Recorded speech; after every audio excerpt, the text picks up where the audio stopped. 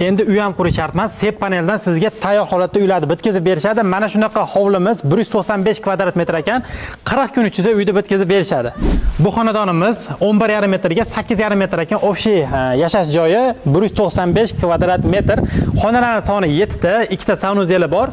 Ko'rib turibsizlar, endi bu qanaqa bo'ladi desanglar, qalinligi 17 sm, ichki перегородкалari 12 sm dan bo'lgan ekan. Xohlasangiz ichkarilarini ham 17 sm dan qilib berishingiz mumkin.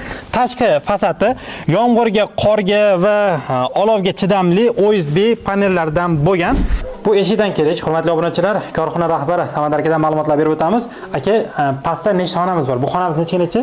Bu xonamiz zal 7 ga tur. 7 ga tur. Endi hozir bu yerda yashalayotgan bo'lgani uchun ichkariga kirmaymiz. Shunaqasi. 7 ga tur juda ham katta xona bo'lgan ekan. Qizig'ini aytayman, mana shu konditsioner bilan xonalar isitiladi, xonalar sovutiladi. Tepa ham past ham. Qo'yilmisizlar? 2 yil oldingi holatga eshik, deraza mana shu uy bitishiga 250 million so'mga tushgan dedingiz. O'zbekiston bo'yicha farqi yo'q, narximizda hamma viloyatda bir xil.